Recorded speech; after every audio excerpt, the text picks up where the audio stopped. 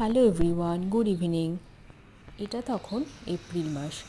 আর দেখো, আমাদের বারান্দার মধ্যে একটা ছোট্ট অপরাজিতা গাছ আছে, যেটাকে আমরা নীলকণ্ঠ গাছও বলে থাকি। তো সেই নীলকণ্ঠ ফুলের গাছে একটা গাছ শুকিয়ে গিয়েছিলো, আরেকটা গাছ তাও একটুখানি ছিল, মানে দু একটা করে ফুল হতো। আর সেখানে কিভাবে যেন বুলবুলি পাখি এসে বাসা করেছে। আর দেখো, এই যে বাচ্চাগুলোকে তোমরা দেখতে পাচ্ছ, কি সুন্দর মুখ বাড়িয়ে মানে চিচি করে ডাকছে, হাঁ করে আছে। কি সুন্দর না লাগছে ফুটফুটে বাচ্চাগুলোকে দেখতে, ভীষণ সুন্দর লাগছিল। তো আমাদের একটা গাছ, যেই গাছটা শুকিয়ে গেছিলো, অপরাজিতা গাছটা, সেই গাছটার মধ্যে কিভাবে যেন ওরা জড়িয়ে পেঁচিয়ে একটা ছোট্ট বাটির মতো বাসা বেঁধেছে।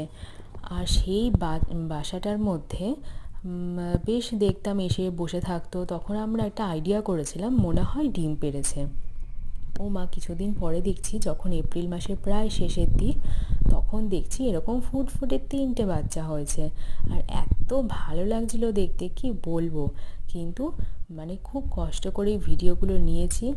এই দেখো, তোমরা দেখতেই পাবে, দেখতে পেলে ওদের গার্জিয়ান বসেছিল, ফুরুত করে উড়ে চলে গেল। ওই দেখো বসে আছে, ওই দেখো আবার ফুরুত করে উড়ে চলে গেল।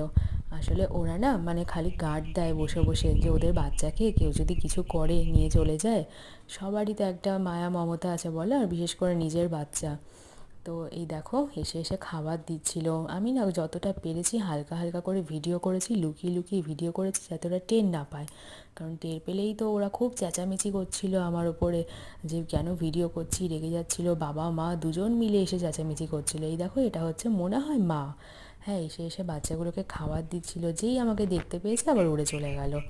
তারপরে বাবাও একবার এসছে ওদের, এই দেখো দেখেছো, উড়ে চলে গেল। হ্যাঁ, আমি তো কোনো রকমের ভিডিও করেছি, করে আমি ভাবছি বেশ একটা কিউট মোমেন্ট, এটা তো তুলে রাখতেই হয়। আর তোমাদের সাথে একটু শেয়ার না করলে হয়?